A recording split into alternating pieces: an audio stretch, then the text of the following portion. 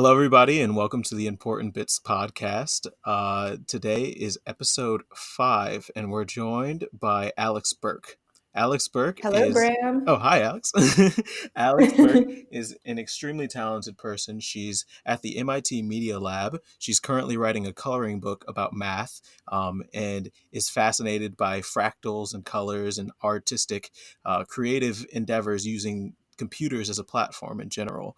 She's very much inspired by social impact, as well as kind of just growing as a personal growth. Personal growth is the way I was looking to phrase that. Hello, Alex. How are you doing? I'm good. How are you doing? I'm doing so well. It's a very balmy 65-ish degrees here in Rochester, New York today. So the sun is shining and there is not a complaint in the world. Where are you located in the world right now? I am currently sitting in a little room in the Recurse Center, which is this retreat for programmers that's located in New York City. And it's one of those very strange and wonderful places that I've been lucky to be a part of. Can you tell us a little bit more about what the Recurse Center is before we hop into your background? Sure, but just note that what I say the Recurse Center is, it might be completely different than what someone else describes the Recurse Center to be, because it's very much one of those things that you make it what it is. It's a physical place. It's in New York City. It used to be in Soho, which is in Manhattan, and now it's in Brooklyn. And I consider it a retreat for programmers. It's other people treat it as an educational retreat. It's not a boot camp. Like, that is absolutely not what it is. It's all very much self-directed, and you go there to do whatever it is that you want to do. Like this time when I went and was part of what they call a batch, I knew exactly what I wanted to be working on and like how much time I wanted to allot to exploration. But when I was previously here, it was more exploration, and it's for programmers. Or it doesn't have to just be that you're learning to program in a different language or learning more about computer science. Maybe you're doing a lot of reading or making art. It's really whatever you want it to be, and it's really cool, and it's self-directed. Yeah, a lot of boot camps these days are really employment focused, and it's like, let's get these Mhm. people jobs writing the same, endpoints over and over again in the same like web applications. So it's really nice to be able to hear that there's a place that people who have interests in computers as more than just a tool, but like a kind of creative endeavor can go and kind of learn something. So you're saying that it's not necessarily goal oriented in the sense that when you're done with this program, you'll have something that's like written on a resume, but it's kind of just like meeting social other people who are driven by things that you're driven by and kind of like finding a creative outlet. Yeah, it can be whatever you make it. At a dev boot camp, beginners go to a dev boot camp to become better programmers in the way that the dev boot camp constructed for them. Or when you go to college and you enroll in a curriculum, there's a curriculum there for you. This is a place where you're constructing your own curriculum, and maybe you do it at the beginning of the week or at the beginning of the month or at the beginning of every day. And there are people around you that probably have similar interests that you can Mm-hmm. rope into working on projects with you. Or last time I was here, I wanted to learn a lot more about machine learning, so I put together a machine learning reading group and that I led, and that was something that I learned more about with my community members at the Recurse Center. And it's a really cool, weird place Mm-hmm. where you're surrounded by all these other people that put things on hold, took some time to not make any money just because they wanted to spend more time on what interested them. That's super cool and wholesome, and it's really great to hear that there are people out there doing this and being focused on kind of just like the social impact of things and kind of just being more interested in what people can do as a group without necessarily being driven by the capital of it. So I guess kind of tying into that a little bit, I would love to kind of key into your background a little bit. You had mentioned that a lot of the things that kind of drive you are personal growth and impact that you can make for yourself in the world. Can you talk a little bit about your background and kind of like how you got to where you are today, how you kind of made the decisions that led you to the Recurse Center and just all of those decisions? Sure. Well, I guess what drives me kind of fits into my background. I'm from Massachusetts, And I knew pretty early on that I had won the lottery in life. I mean, I was born a white girl to a financially stable family Mm. and that was educated. And I had good friends. Everything was good. So I knew that going into college and then coming out, I wanted that what I did in the future to have a social impact, just so that I could. I was someone that already had been given a lot of Mhm. opportunities in life, and there are a lot of people that weren't given as much. And it would be a shame if I wasn't using my opportunities to create more for others or help the environment and keep things from breaking in that way. I'm just going to like run through the Oh, things that yeah, I've yeah. done or the Go places for it. I've been, and you just stop. I'll do it really in an abbreviated way, and you Go for it, stop I me love it. when it seems interesting. Okay, because I don't know what you want to hear about. I originally went to college at the University of Mhm. Pennsylvania, and then I transferred to Brown University. And when I first got to college, I thought I wanted to study philosophy. I thought I'd be a philosophy major because that's what I'd enjoyed thinking about before I Any got to particular branch of college. philosophy? Well, I didn't know much about philosophy. So I like it was at a point where I wouldn't have been able to say this is Right. what's what. But I took some math classes and some econ classes, and uh, I think I moved over to deciding I wanted to focus on more math things because it seemed like math was where I was more easily able to access these ideas that had interested Mm. me in philosophy, like thinking about infinity and the meaning of things. Um, That's interesting. Can you give, like, a quick summation of, like, the meaning of things and infinity using math and philosophy? I think that's a very interesting intersection. oh, I don't know if I'll be able to summarize it, but what I was disappointed by when I got to college was it seemed that like a lot of the introductory philosophy courses um, were more law related or Mhm. more about the history of things. Yeah, so they Uh, were kind of more generated for lawyers. yeah, and there was some value in that.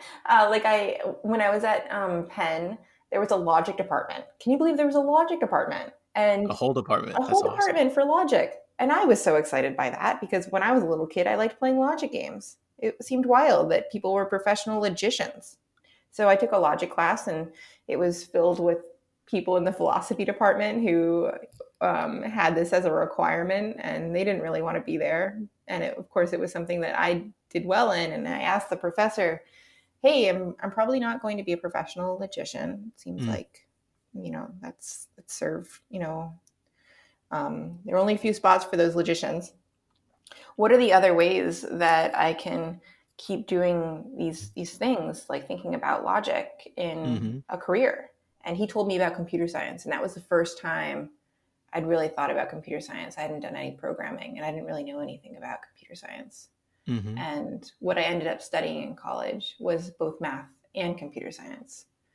And that's all just to say that I do feel like philosophy or my early interests got me there. And once you're good at just learning things and are practiced enough about it, then you can learn about the things you thought you were interested on your own too, So that's like interesting. So philosophy. you used computer science and math as kind of a vehicle to kind of get you to the philosophical questions that you wanted to answer. Are these questions, like, you'd mentioned infinity a minute ago, the things that kind of like drive you creatively as well? Or have you steered away and kind of like found yourself in like different territory as you've kind of grown as a person? All of the above. I think that what's a little disorienting uh, in my background is that maybe I have too many interests, and I still need to sort that out. And maybe that's why I ended up at the Media Lab, because I couldn't really sort it out into one of these fixed tracks of saying, no, this is the one thing that drives me. I need to explore just that. Hmm. But I feel so lucky that there are these things that I could study. Like coming out of college and having a computer science degree meant that I had basically won the lottery in life. Like the thing Yeah. that I had studied because I was genuinely interested in, and don't get me wrong, it was hard, but I had studied it because it was interesting to me. There was someone wanted to pay me a lot of money to keep doing that thing. That was wild. And I knew that when I was in college too, of these peers around me that are, studying creative writing. Hmm. They're going to have a different set. Their life is going to be a little different after college. And I'm How lucky. do you kind of like manage that landscape in a lot of sense? It seems like you have a very kind of like global perspective of, the quote unquote financial value of a degree. I'm also a computer science graduate and also feel the same kind of good fortune that you do, where people are like, Mm-hmm. oh, wow, this is a very quote unquote valuable degree. But like, in terms of education and people just kind of Mm-hmm. doing the things that they like as we move towards a world that maybe not encourages, but kind of incentivizes people to get degrees like computer science or mathematics. What do you think that people should be doing to? No, if you're like thinking about your immediate return on your degree, then maybe you can say it has a lower value.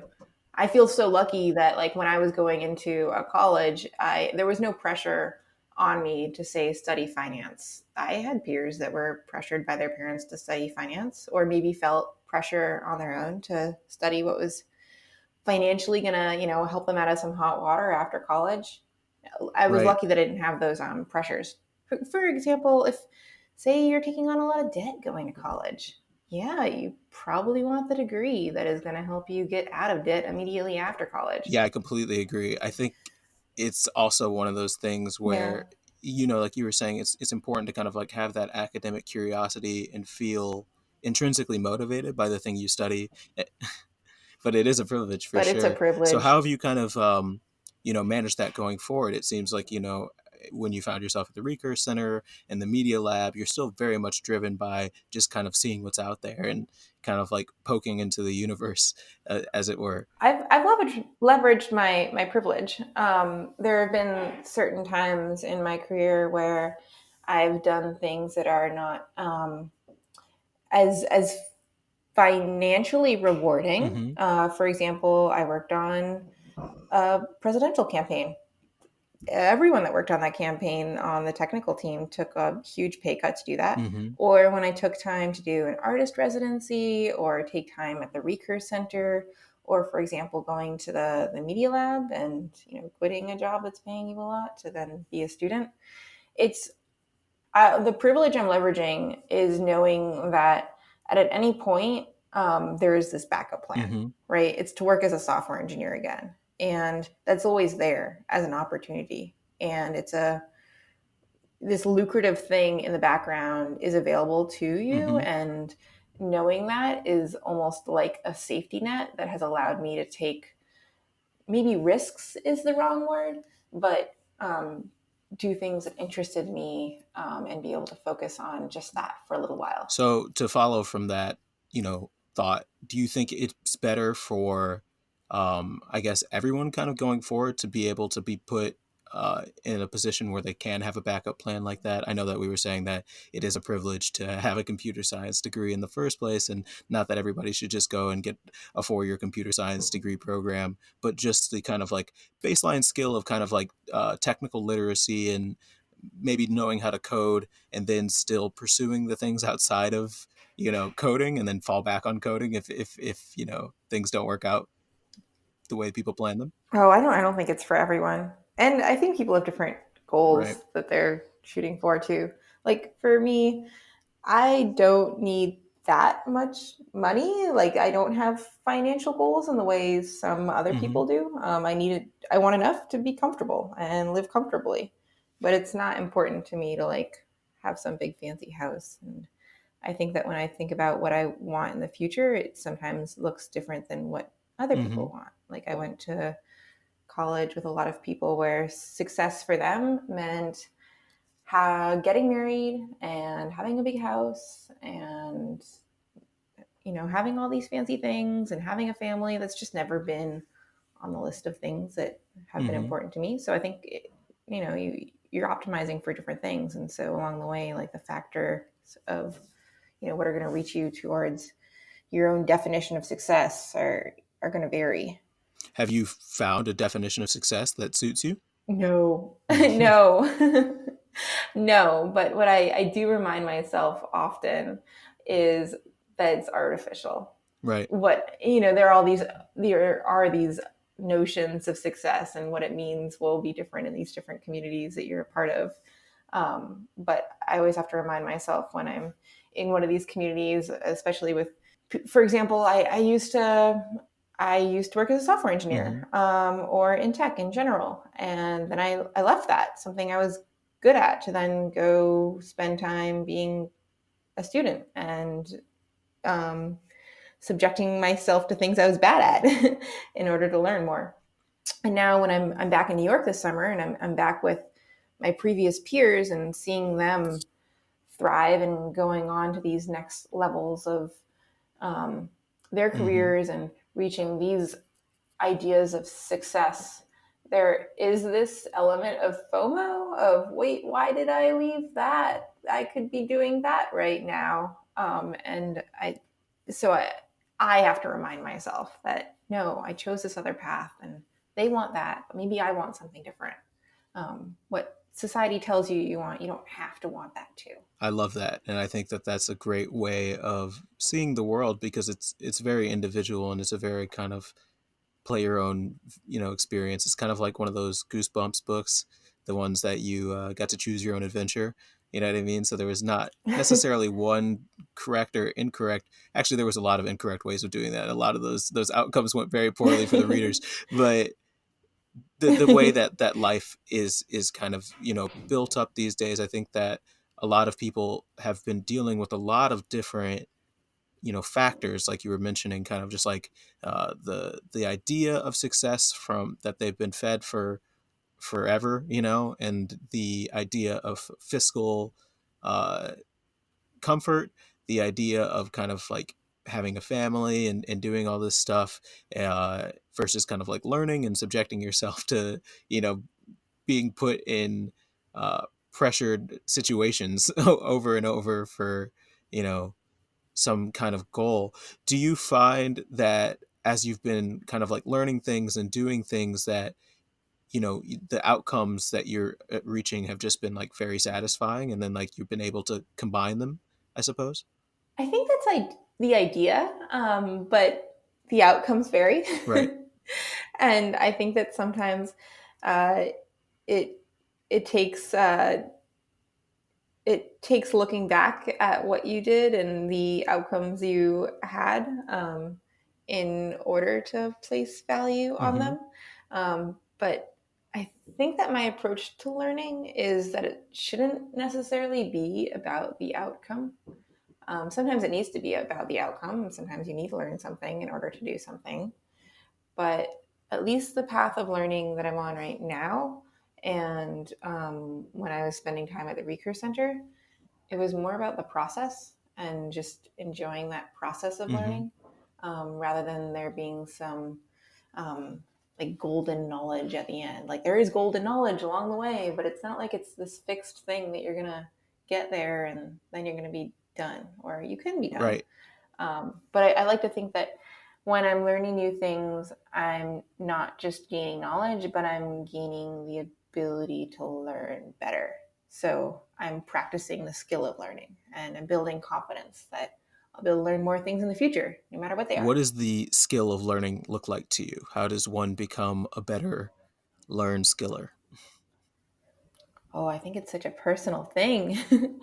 You have to figure out what works for you. You have to figure out what motivates Mm-hmm. you and what you're passionate about. It's a lot easier to learn when you're passionate, or maybe there are parts of learning where it's better to do it with other people, and that can help motivate you. Maybe there are parts of learning things where an element of competition is Mm-hmm. helpful, or maybe there are parts of learning where you need to know when to call it quits, whether it's just like the end of day or the time to put down that that book or that problem and come back to it the next day, or put it down altogether because it's you're done with that.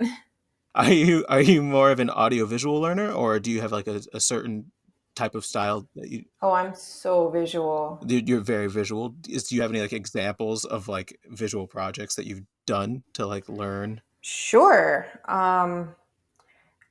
Say the coloring book that I was working Mm-hmm. on started a bit as an art project to help me learn more about math, more about the patterns that I thought were really interesting or had motivated me in the past. And Mm-hmm. it started as just an art project, and then it spiraled out of control, and now it's a coloring book that's going to be published with the MIT Press in the spring.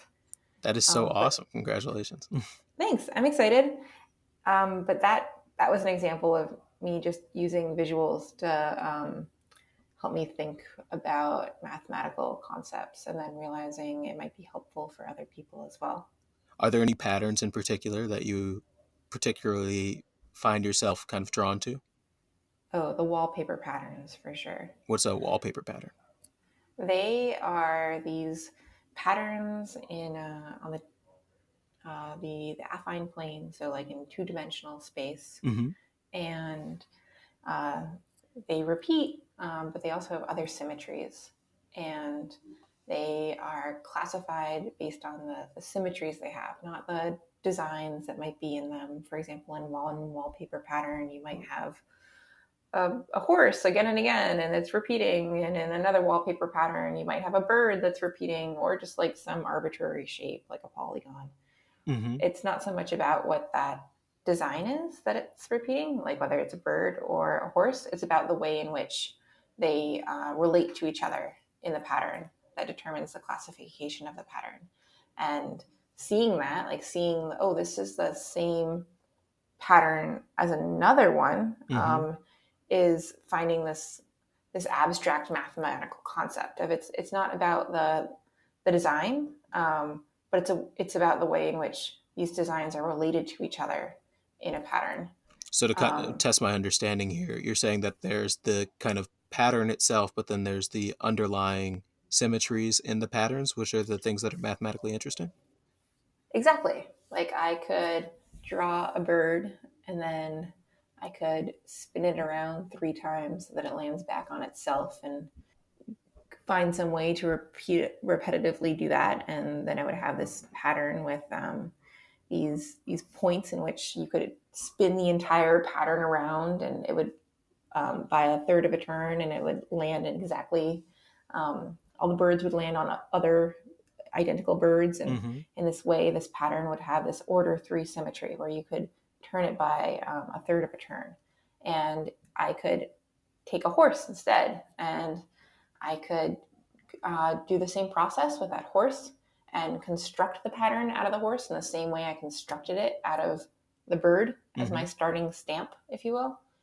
And since they were constructed in the same way, they therefore have the same symmetries. And so while they might look wildly different, um, they are mathematically the same pattern. That's And super interesting. So it you're able can to be kind fun to of see. figure this out just by examining closely, like observing closely, or are you kind of like breaking it down into a numerical format and then finding I guess, the patterns in the numbers? Like, how does that exactly work? Oh, best analysis of these patterns is visual. Right. They are visual things that you have to talk about and classify.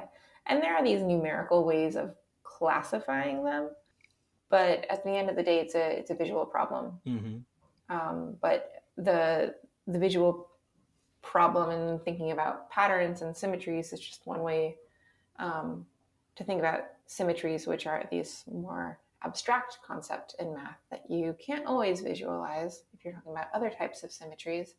But patterns give us this tool, this visual tool, to think about symmetry. So that's what this coloring book is about. And I've been obsessed with these wallpaper patterns for a while. Like as a little kid, you ever seen MC Escher's art? Is that the kind of art that you see on all those trippy YouTube videos where like they like computer generate triangles? Is that the same? Is that in the same vein? I'm not really sure if I'm watching the same trippy YouTube videos you I go are, to weird parts of the internet. but he was a graphic artist and he produced a lot of art. He's known for these like impossible pictures where a staircase might be going in one way, and then if you look at it slightly different, it's like the bottom of a different staircase, and he like messes around with gravity Oh, I know what um, you're talking about. It's like and the one with the perspective. that painting. Oh, it's like the double staircase thing where like there's the things that are both walking up the staircase, but Yeah, the and somehow it's perspectives are all weird. possible. Yeah, Yeah, that's and super he's cool. done fun things with like Penrose's work, or he took like these mathematicians' work and created visuals of it. And he's also he spent a lot of time making wallpaper patterns, Hmm. and I had the great opportunity of having an Escher book in my house growing up, and I like to think that like just staring at these wallpaper patterns, and there wasn't really anyone mathematical in my house, but just having this like feeling that there was something deep there, and then kind of letting that guide my interest in math later on. I really feel like I owe it to just staring at those wallpaper patterns. And so I wanted to make something else that would help other people see the beauty in math that I got to see early on. So that's the idea of this book. And the way it's hard to talk about these wallpaper patterns and what symmetries are. Hmm. So the book ends with the wallpaper patterns, but the content up to them builds up to be able to talk about the wallpaper patterns and Hmm. play with them. So it talks about simpler visualizations of symmetry groups earlier on. So it starts with what are called the cyclic and dihedral groups, and then the freeze groups before talking about the wallpaper groups. So it's a very And soft introduction initially before it it's soft, jumps into yeah. wallpaper. Yeah, and it's a coloring book. And what you do with color, of course, like you can color in all of the illustrations of these groups. The patterns are the illustrations of the groups, and they help you understand what the book is about. The book is talking about the math and what's illustrated. And there are also these coloring challenges. So all of the illustrations are meant to be colored, but it's a puzzle how to color them. And there are these different coloring challenges where you're transforming an illustration that represents one type of symmetry group into a different type of symmetry group Hmm. by using color. And the other thing that I didn't say about the book yet is this is the paper version of the book where you do the coloring, Hmm. but it's complemented by an online version of the book, which any of your viewers can check out. I mean, your listeners, by going to beautifulsymmetry.onl. And That's a that's like cool this. domain TLD. How did you, is it O Oh, N O thank you you. said, or ONL? ONL. It's short for online. Oh, To be interesting. honest, it was really hard to pick the right TLD. Yeah, there's so many these days. It's I know. uh, And it like, should I go with dot online if I'm trying to talk about dot online or dot site? Because the idea is there's the paper version, which is beautiful symmetry, a coloring book. But this is beautiful symmetry online. right. It's not quite a coloring book because you can't color online. But what you can do online is you can make all of the illustrations come to life in these interactive animations. Mm, So they all animate, and you can regenerate them by clicking on that's them super cool. How and did you make these messing around with them. animations? Like, what are they written with? How did you bring this to life? JavaScript. The, the beauty of JavaScript. Yeah, JavaScript is very powerful Yeah. for those types of things. As a matter of fact, you brought up a very interesting point where all of these things are kind of linked for you. You have a very mathematical background, and then you have your background with kind of art and philosophy and kind of questioning the ideas of infinity. How have you been able to use computers as a tool to create these things? I think that we touched upon it earlier, where computers are kind of viewed as maybe a bit dry and static, coding Hmm. as a principle, but like how did you strike the fun and the creativity out of coding?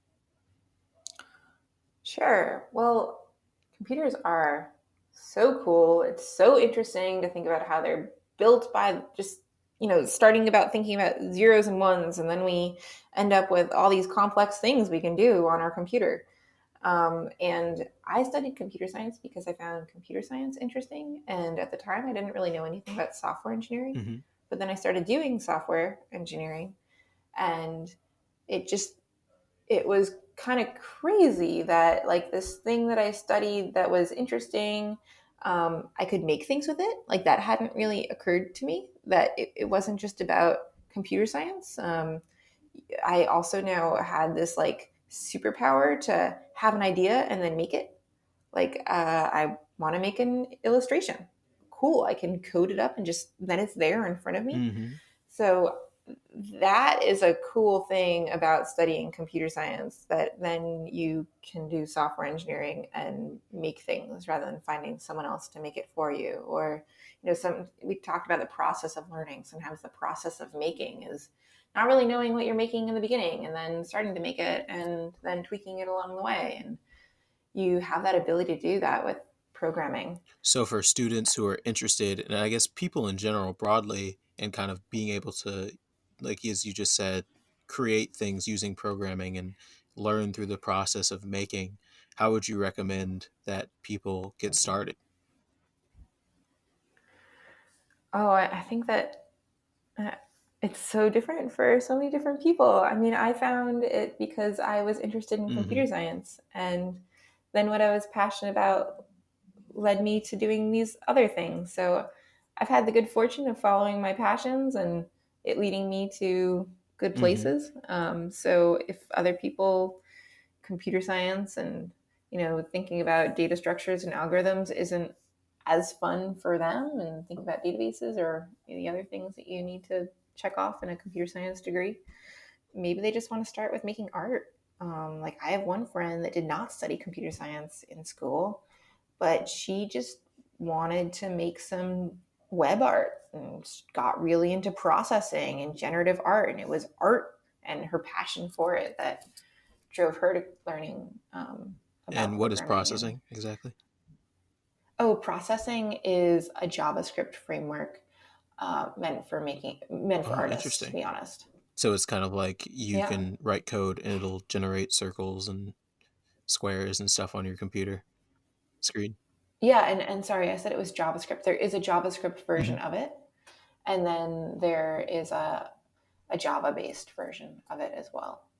And there are many different programming frameworks like processing that are made for artists, and for a lot of people are their first exposure to programming, and they get there because they're excited about making art, and along the way they learn a lot about programming and you know some things about computer science that you need to know in order to successfully Right, program. right, because there are a lot of different moving parts and principles to be able to quote unquote program. Um, I guess going forward, do you see yourself moving more towards math or programming, or just like a combination of the application of the two, or just something else entirely? It sounds like with your experience at the Recurse Center in the Media Lab, you've had a lot of purview and opportunity to be able to just build really cool stuff. Is that basically your game plan going forward? To be honest, I'm not Hmm. sure. um, I wanted to kind of open up what I would be focusing on, or not necessarily have a focus, but have the opportunity to learn about more things and then figure out how they tie together. I'm not ever going to be that really, really good computer scientist or that really, really good Hmm. mathematician. Like there are just so many people out there that are going to be the experts that I'm not. But maybe what I can be really good at is finding how all these different disciplines can come together in really great ways that someone that just has their focus in one place might not have the opportunity to see. So at the Media Lab, I've also been focusing on things I don't know much about. For example, Hmm. last year I learned a lot more about physical fabrication and electrical engineering. I talked about how um, computer science and software engineering has been really cool because it gives me this power to Right. make things. But all those things are digital, and it felt like the last frontier was to be able to make physical things. And so I wanted to spend some time focusing on What that kind as of well. And I've already had a few projects where I've been able to make that what work kind of out. physical stuff can you make now? Like what's an example of, an electric engineer fabrication thing? I've never actually done much with that.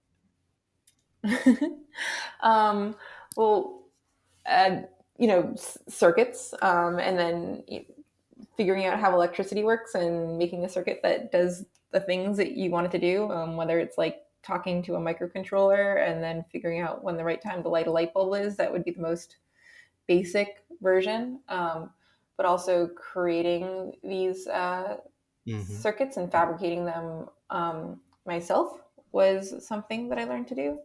And then when you know how to do something well, you can also figure out how to make it into art.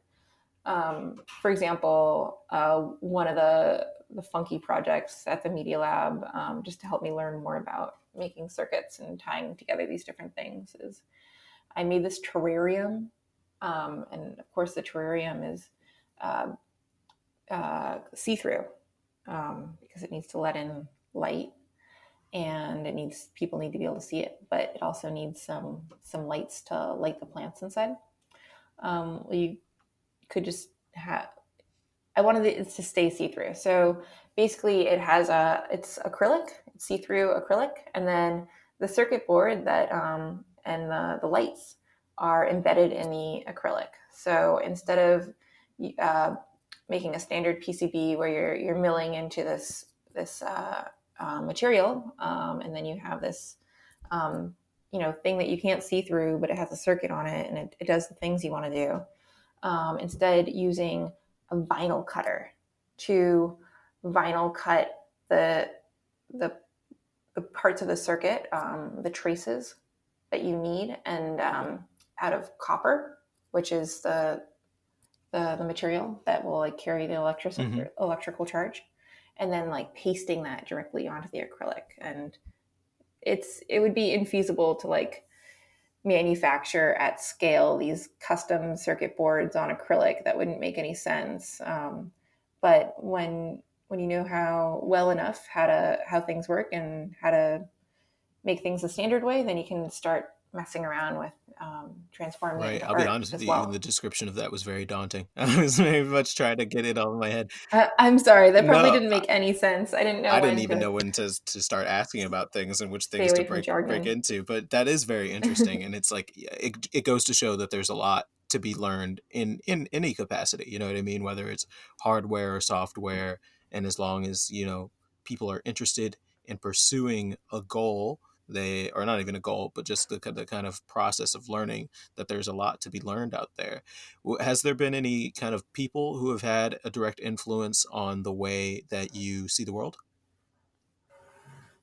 Oh man, sure. There have been so many people I would need to make a shout out to, and I don't know if I don't like some people are like, oh, who are your heroes?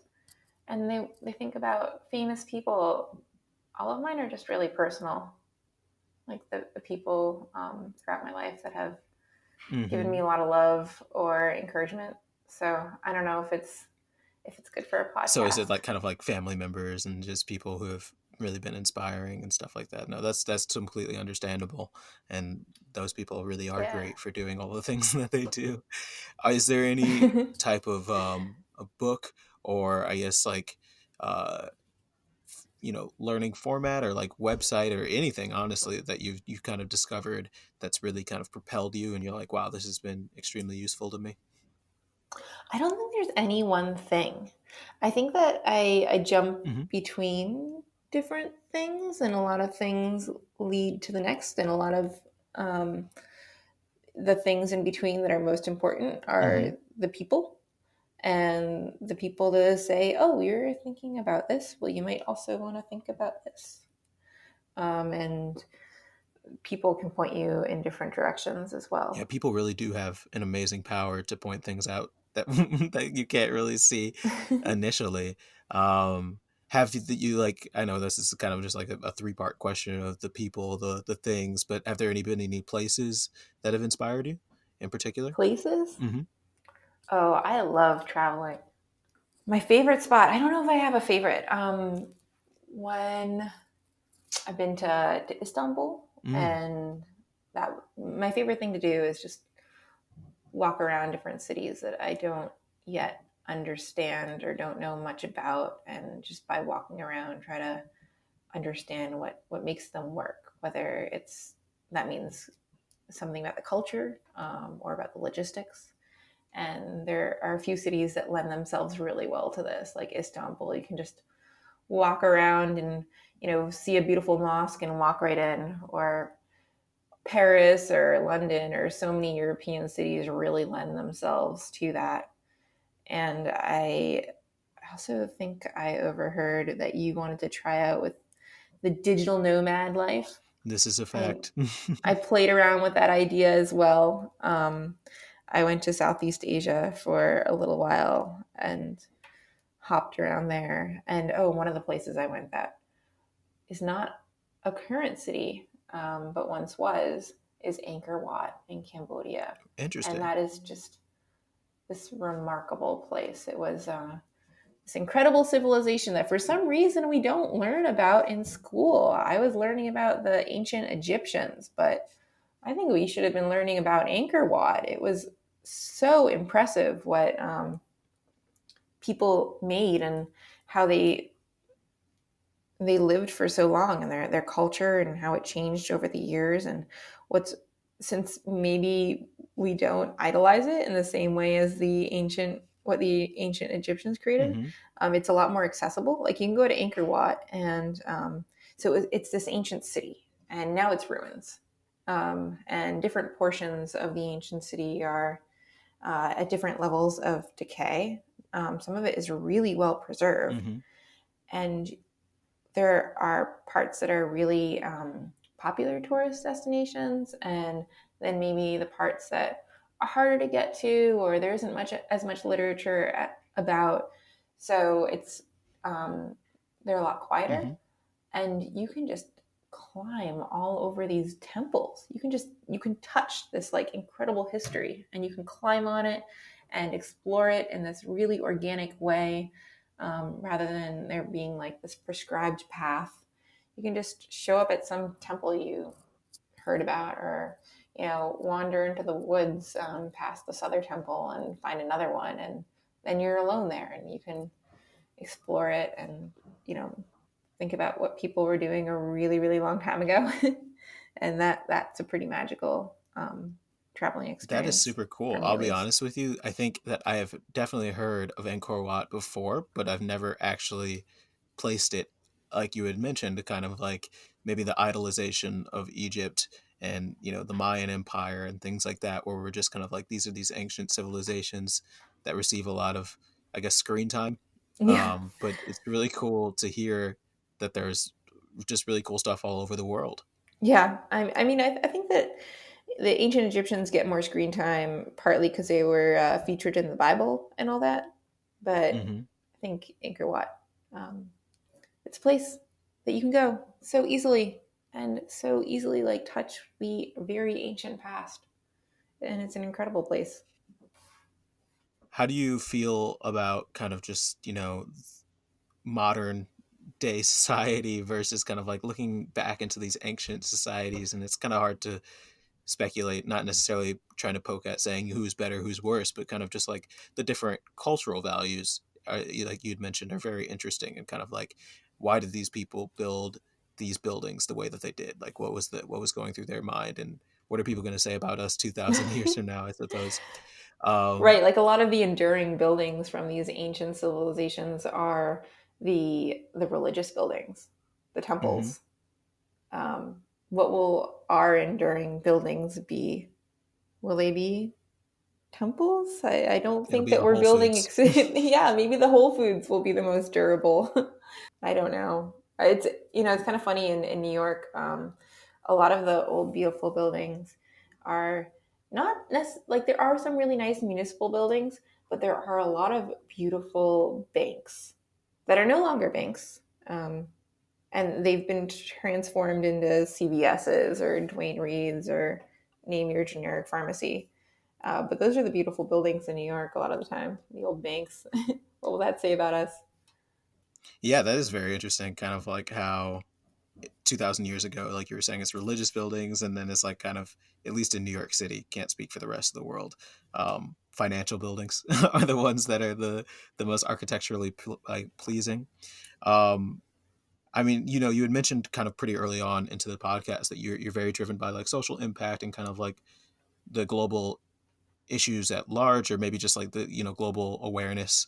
Um, what kind of like viewpoint do you hold for kind of like especially with like the environment and stuff? And again, not trying to get political or be jabby or anything like that at all. I just want to kind of like know more about how you think of things in terms of like the global. Sure. Um, well, so my research going forward at the Media Lab, ultimately, it needs to be something that helps the environment. That's really important to me. Hmm. We're here. There are other things that have been here. Will go away, but this thing that has always been here, at least for as long as is relevant to us, is the Earth. And Right. it would be such a shame if our generation, was going to ruin that for everyone else, not just the humans, but all the other organisms that are on this earth.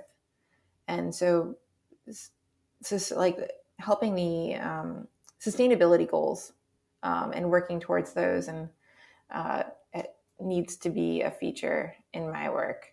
And in terms of like where I come from it, like what standpoint I take, Hmm. um, I am less captivated by what sometimes feel like these band aid solutions. Hmm. And I want to be taking a systems approach, and like, how can we rethink our systems in order to live more sustainable lives? That's So, like interesting. Can you a dive a very, bit more into that? sure, like a very basic example of that is um, here's one that like really speaks to modern, like no straws. Okay, that's one example of no plastic straws. I think that they've been kind of a laughing point of like, what difference is that gonna make? Right. Well, why are we even buying iced coffee, right? Like if we instead had a culture, I mean, like buying iced coffee in these disposable cups. If we instead had a culture of bringing around all these our own personal items, and then maybe buying the service of having someone fill it with a beverage, that would be this systemic change, rather than our current system of you get goods in a new package and then you dispose it, and maybe it's going to be recycled, but there's probably going to be so much loss environmentally along the way. Like there's so much energy that goes into just getting your recycling to the place where it would even be recycled. Hmm. Or what I my research is probably going to focus on is cities, of course, and transportation systems. We have this culture of cars, and our streets were built for them. But it doesn't have to be that way. You could imagine civilization in so many other ways where we're efficiently moving from here to there without a dependence on privately owned cars. People are already thinking about what autonomous vehicles can do in terms of being these shared Right. vehicles and taking away this notion of all cars are privately owned. But maybe there are other ways that we can use our streets instead.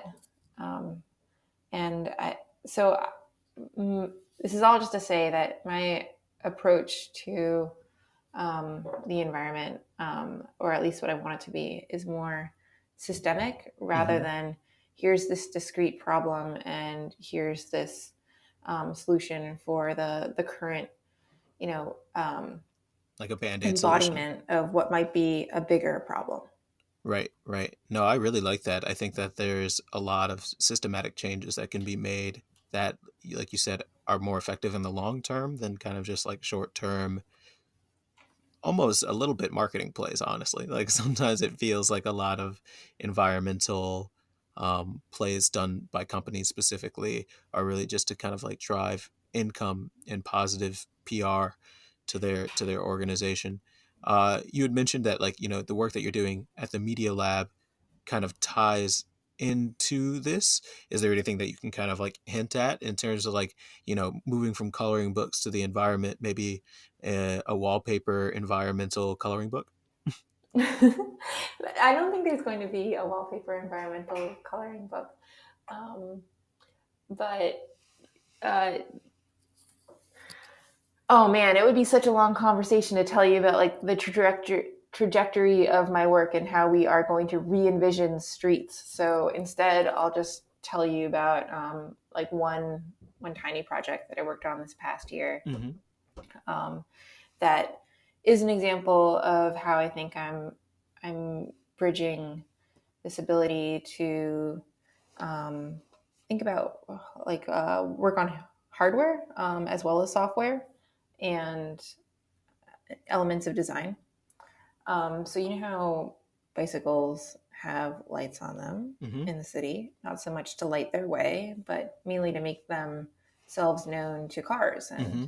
and make the hazards of traffic less dangerous.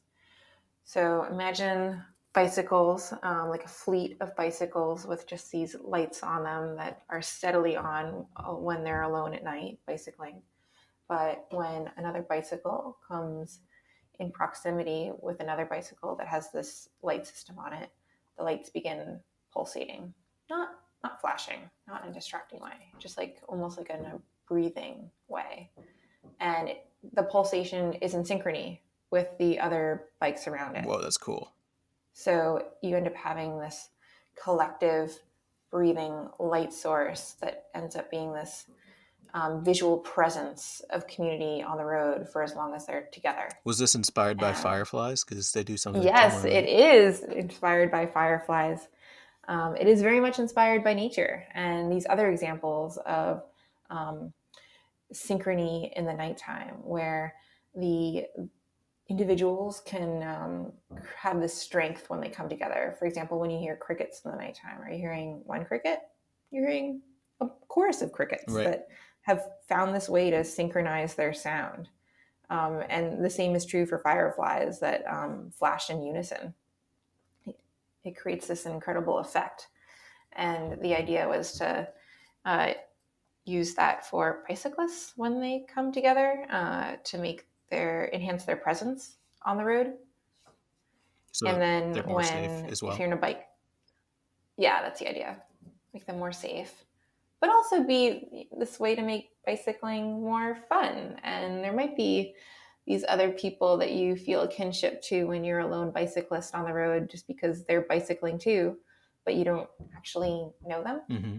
Um, well, here's a way that can bring you together or unite you and with light. No, that's a really smart way of doing it. And I think the nice thing that you had brought up kind of at the start of it, but you didn't really elaborate on is like kind of like the safety features of it too. You know what I mean? That's like a very, it's nice because like when technology serves multiple purposes, you know, I think one of the greatest things about computers is that they serve so many purposes, you know, from recording podcasts to making music to making computer art to, you know, going on Facebook or spending 4 hours on Netflix watching the Office reruns. It's a Mm-hmm. very um global maybe is the wrong word. It's a tool with many uses. It's like a Swiss army knife. So like the thing that you're describing, the technology that you're creating sounds awesome because it's going to help keep people safe while also building camaraderie and while also, you know, taking from an idea in nature. So that does sound quite lovely. Yeah. That's really really cool And stuff. hopefully promoting bicycling. Yeah, do you bike a lot? Are you a avid biker? No. Oh no.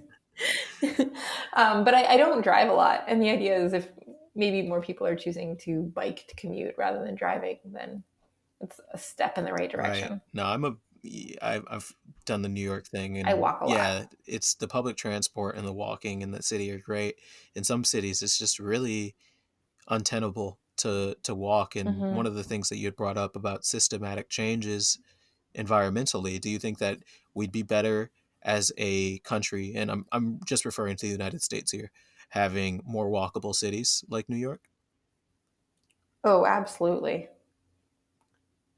Yeah, I think that that is. Yeah, and a lot of the cities that are not as walkable as New York were the roadways were for the most part constructed Hmm. after the Model T. Hmm. Yeah, and the Highway Act of the 1950s definitely changed the landscape of America pretty Sure. in like all over the place. And it's interesting because you had mentioned kind of like how systematic changes are one of those things that end up happening, and then the rest of us kind of just get to experience it.